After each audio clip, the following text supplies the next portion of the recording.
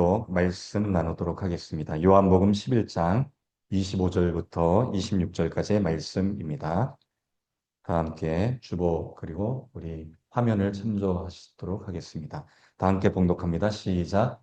예수께서 이르시되 나는 부활이요 생명이니 나를 믿는 자는 죽어도 살겠고 무릇 살아서 나를 믿는 자는 영원히 죽지 아니하리니 이것을 내가 믿느냐. 아멘. 우리 오늘 말씀 가지고 나는 부활이요 생명이니라는 제목으로 은혜 말씀 나누도록 하겠습니다. 저는 오늘 설교를 준비하면서 보지 못했지만 가장 잘 보는 사람께서 방희철 목사님이란 또 마음을 갖게 되었습니다. 또 말씀, 또 고린도후서, 또 요한복음, 또 오늘 읽은 요한복음과 고린도후서 말씀을 통해서 방희철 목사님께서 진리를 가장 잘 바라보았던 사람이라고 단언할 수 있을 것 같습니다. 왜냐하면 사람은 눈으로 비록 보지만 우리 영적인 분들은 마음으로 이렇게 보게 됩니다. 하나님은 또한 마음으로 봅니다. 사람에게 가장 중요한 감각 중 하나가 무엇일까요? 아마도 우리 시력이 가장 중요한 감각일 것입니다. 약 80% 이상이 시각 정보라고 뇌과학자들은 이야기하고 있습니다. 그런데 방희철 목사님은 30대인가요? 그때부터 시력을 잃어서 죽으실 때까지 시각장애인으로 사셨습니다. 비록 보지 못했지만 어,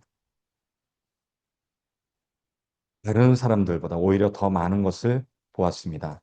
요한복음 3장 39절에도 이야기합니다. 예수께서 이르시되 내가 심판하러 이 세상에 왔으니 보지 못하는 자들은 보게 하고 보는 자들은 맹인이 되게 하리라 함이라 하시니 말씀에서도 이야기하듯이 눈이 있어도 보지 못하는 사람들이 있다라고 이야기합니다.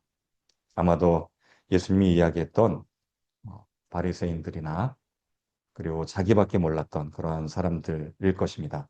하지만 눈이 없어도 진리를 보는 사람이 있다라고 합니다. 바로 방희철 목사님이 그 후자가 아닐까.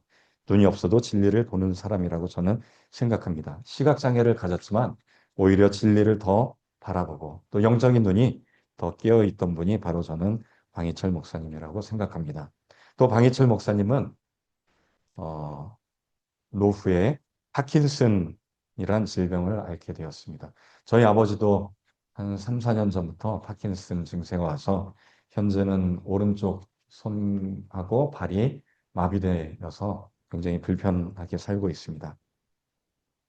10여 년 이상을 파킨슨으로 앓으시고 또 많은 고통 가운데 사셨습니다. 파킨슨이란 병은 도파민이 점점 줄어들고 또 신경세포가 줄어들면서 몸이 굳어지고 움직임이 느려지는 질병입니다. 몸이 점점 자유를 잃게 되는 질병입니다. 그리고 또 방희철 목사님은 코로나 기간에 또 코로나로 또 질병으로 그리고 또 코로나가 거의 완치될 쯤 의료사고까지 겪으셨습니다. 그 어떤 사람들보다도 많은 시련을 당하신 분이라 생각이 듭니다. 비록 몸은 고통당하고 고린도후서 말씀 4장 16절에 겉사람은 후패하고 후패하지만 오히려 방희철 목사님은 속사람은 날로 새로워졌다라는 말씀처럼 영혼은 하나님께 더 가까이 나아가고 진리를 바라봤던 참으로 의인이라고 생각이 듭니다. 눈이 있어도 보지 못하는 사람이 아닌 눈이 없어도 진리를 보는 사람이라고 저는 생각합니다. 그리고 또한 육신의 눈보다 영적인 눈으로 바라보셨다라고 저는 생각합니다. 어, 장애인들이 있습니다. 우리 장애인 대교구에 보면 우리 여의도 순복음교회 장애인 대교구에 시각장애인뿐만 아니라 청각장애인, 또 지체장애인, 여러 장애인들이 있습니다. 시각을 잃게 되면 오히려 다른 감각이 예민해진다라는 또 보고가 있습니다. 이것은 제가 이제 좀 찾아봤더니 크로스 모달 플라스틱시티 한국말로는 이제 교차 방식 가소성이라는 이러한 이제 의학 용어를 쓴다고 합니다. 이게 뭐냐면은 시각이 잃으면 다른 것들이 더 이렇게 플라스틱이 이제 뭔가 융통성 있게 바뀌는 물질이잖아요. 청각이 시각을 대체한다라는 거죠. 그리고 또 촉각이 시각을 대체해서 보통 우리가 뇌 뒷부분에 이제 시각 피질이 있어서 눈으로 보는 게 영상이 맺히는데 눈을 쓰지 못하면 촉각만으로도 볼 수 있게 된다고 합니다. 그리고 청각, 귀로 들으면 오히려 뇌에서 이미지가 만들어진다고 하는데 이게 이제 교차 방식 가소성. 오히려 시각을 잃어도 다른 감각기관이 훨씬 더 보상 메커니즘으로 더 발달한다고 합니다. 방희철 목사님은 제가 이제 살아계시는 동안 음악을 또 굉장히 잘했던 걸로 생각을 합니다. 보지 못하지만 아코디언을 너무나 멋지게 연주도 하시고 또, 또 청각이 굉장히 예민하셔서 훨씬 다른 사람들보다 더 많이 보고 또 점자도 이렇게 잘 읽으셨던 또 지식인이었습니다. 그래서 다른 것들이 보상되었던 것을 기억해 볼 때 방희철 목사님은 우리보다 훨씬 더 풍부한 감각을 지녔다고 생각합니다. 뿐만 아니라 영적인 부분도 훨씬 더 하나님께 가까이 있다고 생각합니다. 우리는 힘들어질 때, 건강이 약해질 때, 아프고 무릎이 아프고 허리가 다치고 또 나이가 들고 그러면 그제서야 하나님을 찾습니다. 하지만 방희철 목사님은 살아계신 내내 이런 여러 가지 사도 바울의 육신의 가시처럼 여러 질병으로 또 불편함으로 하나님을 더 찾았던 분이라고 저는 생각합니다. 고린도 후서 말씀에도 이야기하듯이 내 은혜가 내게 족하도다. 이는 내 능력이 약한 데서 온전하여짐이라. 오히려 몸이 아프시고 힘들었지만 그러기에 더 하나님께서 주신 은혜를 기쁘게 받아들인 줄 믿습니다. 항상 방희철 목사님은요, 항상 긍정적이었던 것 같아요. 제가 이제 군대를 제대하고 처음 이제 봉사로 왔던 곳이 이 장애인 대교구였습니다. 근데 거기에서 이제 방희철 목사님을 만나게 돼서 시각교구에서 녹음 봉사를 이제 1997년도에 제가 시작하면서 방희철 목사님을 알게 됐습니다. 근데 제 기억으로는 항상 저를 격려해주고 저를 항상 환영해주시고 항상 이뻐해주시고 또 우리 사모님도 마찬가지로 저를 항상 이렇게 칭찬해주고 고마워해주시고 제가 한 거는 뭐 그냥 봉사뿐인데 이렇게 기뻐해줬던 기억이 납니다.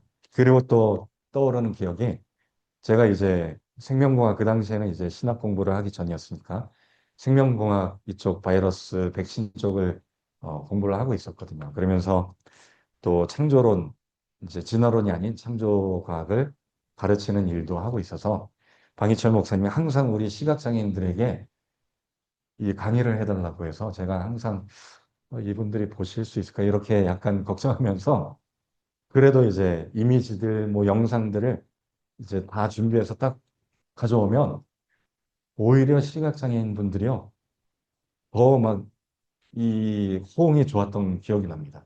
방희철 목사님도 보이진 않지만 듣는 제가 말하는 말씀으로 또 영상 소리로 또 제가 설명해 드리는 이러한 말들을 이미지 속에 이제 그리신 것 같아요.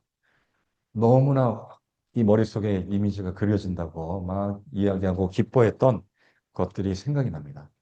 오히려 영적인 눈이 훨씬 더 우리 정상인보다 뛰어났던 것 같습니다. 시각교구에 계셨던 분들도 마찬가지고요. 이런 것들이 고린도서 오늘 말씀처럼 내 은혜가 내게 족하도다. 비록 몸은 약하고 또 힘들지만 오히려 하나님의 능력이 이런 분들에게 더 나타나는 것이라고 저는 확신합니다. 마지막으로 요한복음 11장 25절 오늘 본문 말씀처럼 우리에게는 마지막 소망이 있습니다. 왜냐하면 비록 방희철 목사님과 헤어졌지만 헤어짐은 잠시입니다. 왜냐하면 요한복음 11장 25절에 예수님이 이르시되 나는 부활이요 생명이니 나를 믿는 자는 죽어도 살겠고 나를 믿는 자는 영원히 죽지 아니하리라. 여러분 잠시 헤어짐은 있습니다. 하지만 앞으로의 영원한 만남이 있기 때문에 우리는 잠시 슬플 뿐입니다. 2년 전에 장례식을 치르시고 또 입관 발인 예배 또 오셔서 또 이렇게 장제에서 예배 드리고 아마도 많은 슬픔이 있었을 것입니다. 또 추도 예배 1주년 때도 슬픔이 있었을 것입니다.